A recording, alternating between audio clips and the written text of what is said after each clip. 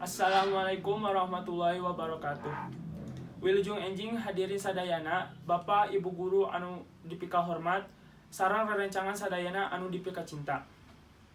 Langkung ti payun, hayu urang sanggakeun puji sareng syukur urang ka Allah Subhanahu wa taala nu parantos masihan nikmatna ka urang sadayana sapertos nikmat kesehatan oge waktu luang dugi ka tiasa patampang rarai di acara ieu. Alhamdulillah urang oge tiasa kempel di tempat ieu dina keadaan sehat walafiat. Para hadirin anu simkuring hormat, dina waktos ieu simkuring bade ngadugikeun biantara nu temana tentang kumaha pentingna hirup bersih oge sehat kanggo kahirupan urang sadayana. Luyu jeung hadis Rasulullah SAW bahwa kabersihan teh sabagian tina iman.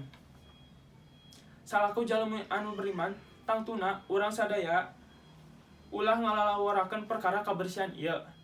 Urang sadayana kedah ngajaga lingkungan sarta awak urang sorangan sangkan dijauhkeun tina sagala panyawat.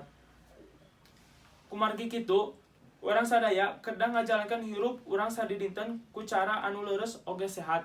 Sapertos mandi ngarah awak bersih, ngagosok waos nu rutin, bersihkeun kuku saminggon sakali.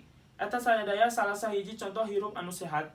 Contoh sanesna seperti micen runtah dina tempatna, ulah nyiduh di mana wae, lamun batuk atau bersin baham kedah ditutupan dan sajabana. Lamun sadidinten urang ngajaga kabersihan, awak urang bersih tina sagala kakotor. Ku kitu awak urang jadi sehat. Urang sadayana kedah resep oge mika cinta karena kabersihan diri sareng lingkungan. Sangkan hate urang ge suci sareng bersih. Para hadirin sadaya nu dipika hormat, cekap sakitu nu tiasa simkuring haturkeun. Pamungkas ti simkuring pribadi bilaya kecap anu kurang merenah cakapna atanapi aya basa anu kirang entep sarehna, hatur mugi para hadirin sadaya kersa ngahapunten.